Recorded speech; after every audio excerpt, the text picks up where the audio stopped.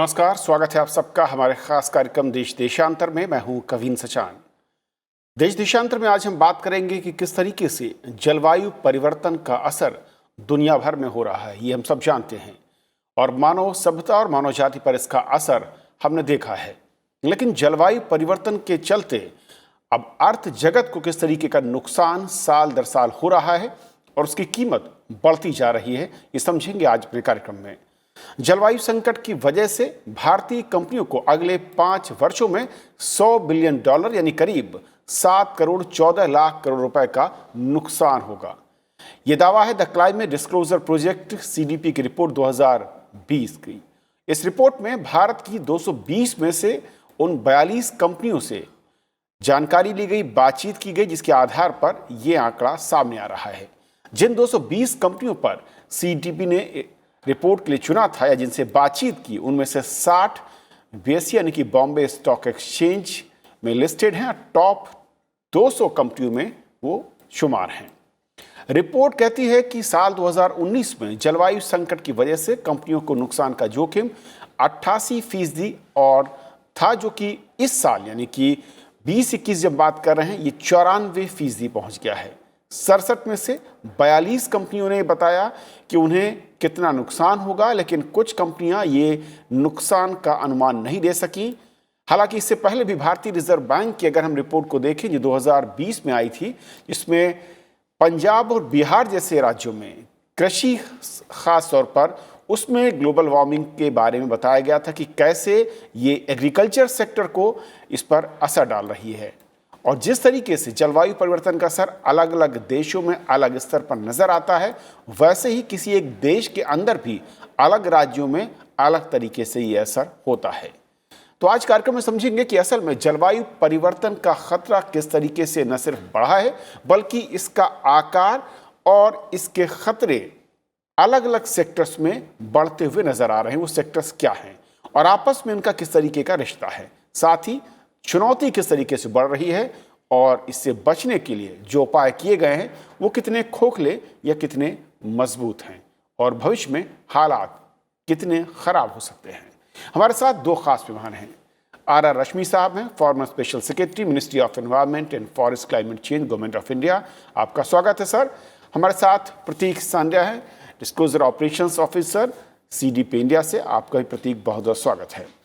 शुरुआत मैं प्रतीक आपसे करना चाहूँगा क्योंकि आप लोगों की रिपोर्ट और फाइंडिंग्स जो हैं, हालांकि इससे पहले हमने RBI या कुछ और अलग अलग संस्थाओं की रिपोर्ट को देखा है। क्या इस रिपोर्ट के आधार पर जो मोटे तौर पर एक बड़ी पिक्चर तस्वीर उभर रही है कि अब क्लाइमेट चेंज के चलते न सिर्फ हम मौसम में असमानता, एक्सट्रीम गर्मी, बारिश या ठंड देख रहे हैं, कृषि पर इसका असर हमने देखा है, उसको अनुभव किया है, बल्कि अब ये सीधे सीधे उद्योग जगत को अपनी चपेट में ले रहा है। सही कहा आपने कि केवल ग्लोबल वार्मिंग और जलवायु परिवर्तन ना केवल बढ़ती गर्मी या जलवायु में चेंजेस हमको बता रहा है, लेकिन उद्योगों के ऊपर और खासकर कृषि के ऊपर काफ़ी एक इम्पैक्ट आता जा रहा है। जिसमें आपने सही कहा था कि जो रिपोर्ट आई है उसमें दिखाया गया है कि 7 लाख करोड़ रुपए का एक जलवायु जोखिम अगले 5 सालों में जो भारतीय कंपनी है 42 कंपनीज ने ये प्रिडिक्ट किया है। और उसमें मैं बिल्कुल एक जो पॉइंट है वो मैं ये मतलब रखना चाहता हूँ कि जो इंडिया के लीडिंग बैंक्स हैं, जो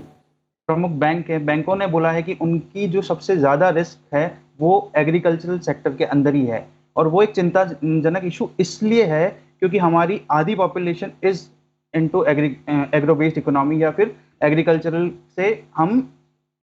इकोनॉमी ड्राइव करते हैं। एंड उसमें से अगर बैंक ये बोलते हैं कि उनका 85% ऑफ जो रिस्क पोर्टफोलियो है that goes into the agricultural sector, तो वो सही में एक चिंताजनक इशू है हम सभी के सामने आज की तरह। लेकिन जिस तरीके से अगर हम देखें प्रतीक, जो आप लोगों की ये रिपोर्ट है कि 220 कंपनियों को आपने इसके लिए चुना, जिसके आधार पर बातचीत के आधार पर ये बात सामने आई है। 42 कंपनियों ने अपना रिएक्शन या इंफॉर्मेशन शेयर की है, लेकिन ये भी कहा जा रहा है कि 67 में से कंपनियों ने जानकारी दी कि नुकसान यानी कि उनका आकलन है कि असल में कितना होने जा रहा है। लेकिन शायद ये भी मैं कहूँ, अगर गलत ना हो, कि एक बड़ा हिस्सा उद्योग जगत का है जिन्हें शायद अंदाज़ा नहीं है कि इस क्लाइमेट चेंज का इम्पैक्ट उनके नुकसान पर या उनकी प्रोडक्शन या उनकी परफॉर्मेंस पर कितना पड़ने जा रहा है। जी सर, आपने बिल्कुल सही कहा। जैसा कि आपने अभी बताया कि हम मतलब बीएसई टॉप 200 जो कंपनीज़ हैं, Bombay stock exchange top 200 listed companies, हम उनको निमंत्रण भेजते हैं कि वो सीडीपी के द्वारा अपने जो ईएसजी मानक हैं उन पर मतलब ईएसजी मानकों को डिस्क्लोज करें। अब उनमें से आप देखेंगे कि केवल 42 कंपनियों ने अपने फाइनेंशियल इम्पैक्ट्स, जो कि जलवायु परिवर्तन की वजह से जो आपदा है, जो कि in terms of financial impact, वो हमको बताएं। तो अभी हम देख सकते हैं एक बहुत लंबी रोड आगे बाकी है जो कि हमें चलनी है, और एक ये हम सबको साथ मिलकर ही चलनी होगी, क्योंकि ऐसा है कि जितना जलवायु परिवर्तन से उद्योग या फिर कृषि इम्पैक्टेड है, उतने ही आम जन भी इम्पैक्टेड है। तो हमें एक मोटा मोटा खाका तैयार करना होगा इस तरीके इन उद्योग जगत को, जो कि बता सके कि इतना अमाउंट ऑफ रिस्क अगले 5 साल 10 साल के अंदर जलवायु परिवर्तन की वजह से हो सकता है। रश्मि सर, अगर 5 सालों के इस आंकड़े को देखें, इस रिपोर्ट को अगर आधार मानते हैं, और 5 सालों में जब $100 बिलियन की बात हो रही है, वो सिर्फ भारत में, और वो भी 200 टॉप कंपनियों के आकलन के आधार पर, अगर हम इस तस्वीर को या इस बेस को बढ़ाते हैं से न सिर्फ भारत में ही, तो ये आंकड़ा कितना भयावह या कितना बड़ा नजर आता है, और उसके जरिए कैसे हम समझ सकते हैं कि जलवायु परिवर्तन का खतरा जो पिछले 1.5-2 दशक पहले जब हमने शुरुआत की थी, अब 2021 में वो कितना बड़ा हो गया है। देखिए, ये जो खतरों का और क्लाइमेट चेंज का जो इम्पैक्ट है, असर है हमारी अर्थव्यवस्था के अलग अलग क्षेत्रों पर, ये इसकी बात काफी दिनों से चल रही है। और ये अब अच्छी बात है कि सीडीपी ने पहली बार उद्योगों पर होने वाले खतरे का कोई एक फाइनेंशियल एस्टिमेट किया है। इसके पहले क्लाइमेट चेंज का जो प्रतिकूल असर है हमारी अर्थव्यवस्था पर, इस पर सरकार की कई रिपोर्टें निकली हैं, कृषि के मामले में, जल व्यवस्था के मामले में, हिमालयन इकोसिस्टम का जो क्षेत्र है, तो इन अर्बन जो हमारा अर्बन जो तंत्र है उस पर जो प्रतिकूल असर है, इसका एस्टिमेशन है। लेकिन उद्योगों के बारे में इन्होंने पहली बार इसका एक आंकड़ा दिया है। तो मेरा इसमें मेरी 2 बातें कहनी है कि आंकड़े तो खैर सही हैं, अवश्य होंगे, क्योंकि प्रतिकूल असर तो होगा ही और काफी बड़ा है। हमारी अर्थव्यवस्था अभी ग्रो रही है, इसलिए उसमें खतरे और ज्यादा बढ़ जाते हैं। लेकिन 2 तरह के उद्योगों में 2 तरह के उद्योग होते हैं। एक जो जिनका इंफ्रास्ट्रक्चर से संबंध है, और दूसरे वे जो ज्यादा एनर्जी का उपयोग करते हैं। तो अभी जो सीडीपी की रिपोर्ट है, ज्यादातर वो ऐसी कंपनियों को डील करती है जो अपने कार्बन को डिस्क्लोज करते हैं, कार्बन एमिशन को डिस्क्लोज करते हैं। उनका एमिशंस कितना है, वो उस पर उनका ध्यान ज्यादा है। तो अगर आप प्रतिकूल असर का आंकड़ा देखें, उनका जो घाटा होगा, वो घाटा इस बात से होगा कि वो एनर्जी का भी जो इस्तेमाल कर रहे हैं, वो अब उन्हें दूसरी तरह की ऑल्टरनेटिव एनर्जी का इस्तेमाल करना पड़ेगा। इसमें खतरे बढ़ जाते हैं, क्योंकि अगर अभी कोल है, ऑयल है, इस पर जो उद्योग हैं, अब उसके बदले उन्हें रिन्यूएबल एनर्जी यानी सोलर है, विंड है, या कोई और तरह की एनर्जी इस्तेमाल करनी पड़ेगी। तो अभी ग्रिड में किस तरह की एनर्जी हमें उन्हें मिल रही है और किस तरह का एनर्जी सिस्टम उनके यहाँ लगा हुआ है, ये बात उनके लिए तो मुश्किल पैदा कर सकती है, और इसीलिए घाटों के आंकड़े बढ़ सकते हैं। लेकिन मुझे लगता है कि एनर्जी का सिस्टम तो मेरे ख्याल से ठीक ठाक हो जाएगा, क्योंकि एनर्जी में ट्रांजिशन हो रहा है। अगर आपको पता होगा कि रिन्यूएबल एनर्जी का कॉस्ट कोल के एनर्जी जनरेशन कॉस्ट से घट गया है। अब सिर्फ उसको हमें जो ग्रिड का जो तंत्र है उसमें उसको फीड करना है, ताकि वो सबको मुहैया हो सके 24/7 जिसकी व्यवस्था अभी नहीं है, उसके लिए हमें स्टोरेज सिस्टम की व्यवस्था करनी है। लेकिन एनर्जी में मेरा कहने का मतलब यह है कि ट्रांजिशन हो रहा है और हम इस प्रतिकूल असर को संभाल पाएंगे। सबसे बड़ा खतरा है वो इंफ्रास्ट्रक्चर से जुड़े हुए उद्योगों पर है, जैसे ऑयल है, पेट्रोलियम है, रोड है, ट्रांसपोर्ट है, शिपिंग है। इसके इन क्षेत्रों में, और कृषि है, वो कृषि पर आधारित जो उद्योग पर है, तो उसके लिए हमें व्यवस्था करनी है, और हमारी नियम में, हमारी नीतियों में इसके लिए बदलाव लाना है। लेकिन प्रतीक, अगर हम उद्योग जगत को ही देखें, जो कि रश्मि सर कह रहे हैं कि सेक्टरों के लिहाज से अलग अलग सेक्टर पर अगर हम फोकस करें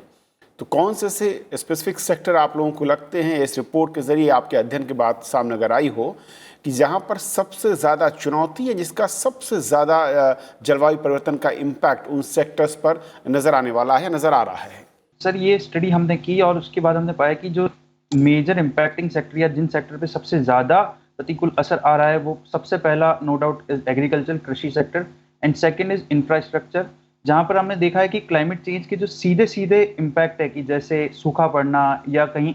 मतलब अधिक वर्षा हो जाना, उनसे काफ़ी फसलें बर्बाद हो रही है और उसका एक सीधा सीधा इम्पैक्ट आया हमारे एग्रीकल्चर सेक्टर पे। सेकंड चीज़ जो मैं यहाँ पर बताना चाहूँगा कि हमें हमेशा ऐसा लगता है कि इंफ्रास्ट्रक्चर सेक्टर या फिर कृषि सेक्टर ही होगा जो सबसे ज़्यादा प्रभावित होगा, लेकिन जो सर्विसेज सेक्टर है, जो कि हमारा IT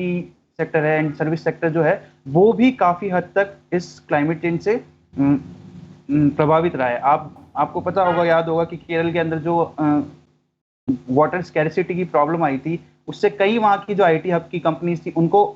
पूरे 10-10, 15-15 दिन ऑफिसेस को बंद रखना पड़ा था। तो वो एक सीधा सीधा क्लाइमेट चेंज का इम्पैक्ट है कि किस तरीके से बिजनेसेस को बंद रखना पड़ रहा है एवं उसका एक फाइनेंशियल इम्प्लीकेशन और फाइनेंशियल इम्पैक्ट हमारी ना कि केवल कंपनियों पर लेकिन उन पूरी अर्थव्यवस्था पर भी दिख रहा है। और क्या प्रतीक, अगर हम रीजन वाइज, क्योंकि हर देश में हम देख रहे हैं एक तो कंट्री टू कंट्री डिफर करता है कि इम्पैक्ट किस तरीके से है क्लाइमेट चेंज का, उसी तरीके से विद इन कंट्री अगर हम स्टेट लेवल पर देखें तो अलग अलग राज्यों में अलग अलग हालात हैं। क्या कोई ऐसा आंकड़ा, कोई ऐसी तस्वीर आप की रिपोर्ट या आप लोगों का अध्ययन बताता हो कि कोई स्पेसिफिक जोन या बेल्ट ऐसी जहाँ पर ज़्यादा इसके खतरे हमने अब तक देखे हों, आर्थिक तौर पर भी और इसके दूसरे मानवीय पहलू पर भी? सर वो हमारी स्टडी का अगला पड़ाव होगा। अभी हमने रीजन या स्टेट वाइज नहीं देखा है कि कौन सी बेल्ट में कौन सा फाइनेंशियल इम्प्लीकेशन या मानवीय रूप से ज़्यादा इम्पैक्टफुल है क्लाइमेट चेंज के नतीजे। सो वो हमारा इस रिपोर्ट का अगला भाग हम वही करेंगे कि state wise and region wise हम देखेंगे कि कहाँ पर कितना इम्पैक्ट आ रहा है जलवायु परिवर्तन की वजह से। प्रतीक, अगर अंतर्राष्ट्रीय स्तर पर देखें या जो मॉडल्स हैं इस खतरे को और उसके प्रभाव को कम करने के लिए आर्थिक तौर पर, अगर क्लाइमेट चेंज के चलते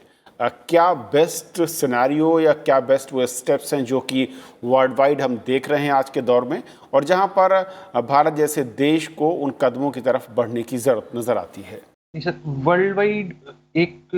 लेवल पर अगर हम देखें तो एक बहुत ही एक अच्छा मॉडल और टूल जो उभर कर आया है पिछले कुछ समय में, वो है science based target initiative, SBTI। Sir उसमें ऐसा है कि जो भी ऑर्गेनाइजेशंस है या बिजनेसेस हैं वो कमिट कर रहे हैं कि हम जो हमारा बिजनेस है वो बिजनेस केस सिनेरियो है 1.5 डिग्री सेंटीग्रेड से नीचे रहेंगे।